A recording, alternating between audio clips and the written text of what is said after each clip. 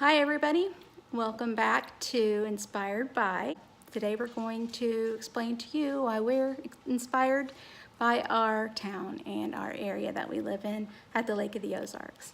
Our lake has been voted #1 recreational lake by USA Today readers, which is awesome. And it's important that everyone realize that our area is not reflected accurately through the Netflix series Ozark. Although it can be entertaining, it's not realistic. So give us a chance, come and see us here at the lake, and you'll see why we're so inspired by it. We get the most use out of our lake in the spring and fall as locals, because there aren't as many tourists on the water and we can have a more relaxed time here.